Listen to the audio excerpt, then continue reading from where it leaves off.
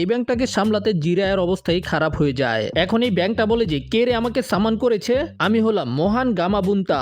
গামাবুন্টার মনে হয় যে জিরায়া তাকে সামান করেছে, এই জন্য সে জিরায়াকে খুঁজতে শুরু করে। নারুতো বলে যে আমি বিপদে ছিলাম, এই জন্য আপনাকে সামান করে ফেলেছি। আর গামাবুন্টা ওই গর্ত থেকে বের হওয়ার জন্য নারুতোকে নিজের পিঠে বসায় আর গর্ত থেকে উপরের দিকে লাফ দেয়। আর এতে নারুতোর অবস্থা অনেক বেশি খারাপ হয়ে যায়। বেচারা তো প্রায় চ্যাপ্টা হয়ে গেছিল।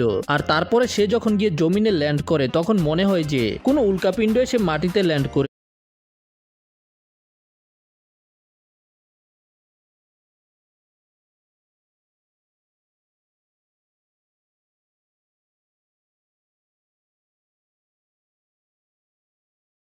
তার স্পিডের কারণে নারুতো নিচে পড়ে যায়। আর গামাবুন্টা বলে যে তুই আমাকে সামান করেছস, এটা তো কোনোভাবেই হতে পারে না, তোর মতো পিচ্ছি আমাকে সামান করতে পারে না। জিরাই আমাকে নিজের ইচ্ছা মতো সামান করতে পারে না, তুই সামান করে ফেলবি, যা এখন এখান থেকে পালা। তখন নারুতো রেগে গিয়ে গামাবুন্টার সামনে এসে দাঁড়িয়ে যায়।